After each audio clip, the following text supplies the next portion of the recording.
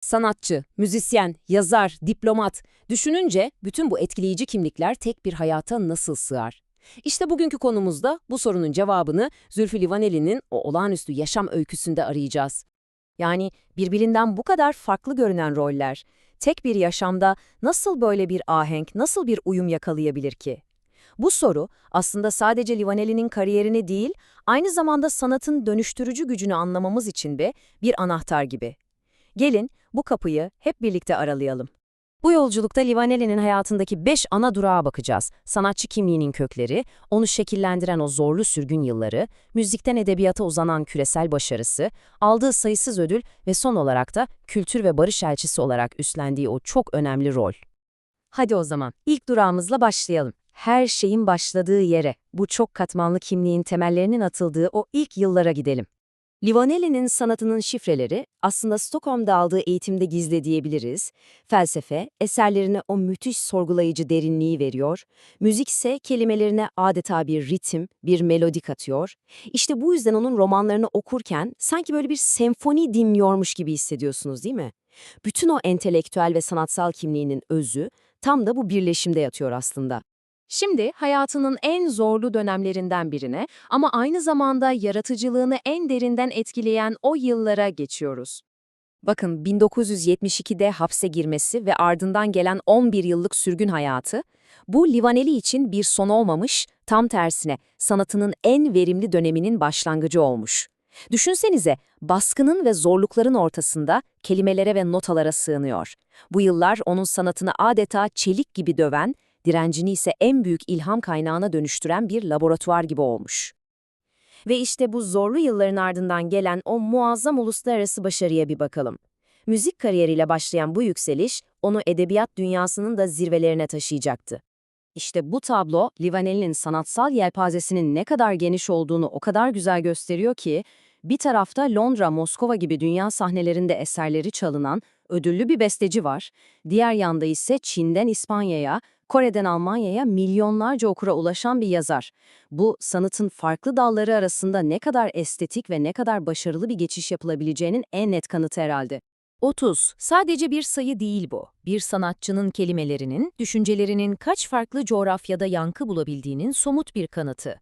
Peki Livaneli'nin sırrı ne? Belirli bir kültüre değil, tüm insanlığın ortak duygularına seslenmesi. Aşk, kayıp, adalet arayışı gibi evrensel temalar onun eserlerini dil ve sınır tanımayan bir köprüye dönüştürüyor adeta. Ve işte o küresel başarının belki de en parlak mücevheri, Serenat. Bu roman, Livaneli'nin sadece bir yazar değil, kelimelerle unutulmaz sahneler yaratan bir sinemacı ruhuna da sahip olduğunu gösteriyor. Hikaye anlatma gücüyle dünya çapında okurları gerçekten büyüledi. Tabi bu kadar çeşitli ve başarılı bir kariyerin resmi olarak da tanınmaması imkansızdı. 30'dan fazla ödül. Bu sadece bir başarı listesi değil, biliyor musunuz? Bu, Livaneli'nin edebiyat, müzik ve sinema gibi farklı disiplinlerdeki ustalığının uluslararası bir onayı.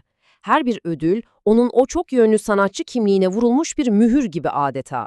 Amerika'dan Balkanlara, İtalya'dan Fransa'ya bu ödüller bize şunu gösteriyor. Livaneli'nin edebi dili tek bir coğrafyaya ait değil, evrensel bir yankı uyandırıyor. Her biri onun kelimelerinin farklı kültürlerde nasıl kök saldığının bir ispatı. Usta eleştirmen Talat Halman'ın bu sözleri, Serenad'ın edebi dünyadaki yerini ne kadar güzel özetliyor. Yaşam musikisinin gür eseri, bir Livaneli klasiği. İşte o müzik ve yaşamın iç içe geçtiği unutulmaz bir eser. Şimdi Livaneli'nin sanatçı kimliğinin bir adım ötesine geçelim mi? Gelin bir düşünür ve diplomat olarak dünyaya yaptığı katkılara odaklanalım. Sanatı kadar düşünceleri de sınırları aşmış bir isimden bahsediyoruz. Harvard ve Princeton gibi dünyanın en prestijli üniversitelerinde konferanslar vermesi, onun sadece bir sanatçı olmadığını, aynı zamanda fikirleri ciddiye alınan küresel bir entelektüel olduğunun altını çiziyor. Yani o, hikaye anlatıcılığını dünyaya dair tezler sunan bir düşünür kimliğiyle birleştiriyor. Ve işte bu düşünsel birikim onu çok önemli bir diplomatik role taşıyor. 1996'da UNESCO İyi Niyet Elçisi olarak atanması, sanatının ve fikirlerinin sadece estetik bir değer taşımadığını, aynı zamanda dünya barışına hizmet eden evrensel bir köprü kurma gücüne sahip olduğunu da resmen tescillemiş oluyor. Sanatçı, düşünür, diplomat ve bir de politikacı kimliği. Meclis ve Avrupa Konseyi'ndeki görevleri, onun dünya ile her seviyede bağ kuran, sorumluluk almaktan çekinmeyen bir aydın portresi çizdiğini tamamlıyor. Ve en sonunda başladığımız o soruya geri dönüyoruz. Zülfü Livaneli'nin hayatı şu büyük sorunun canlı bir cevabı gibi durmuyor mu sizce de? Sanat, gerçekten de tüm sınırları aşan evrensel bir dil olabilir mi?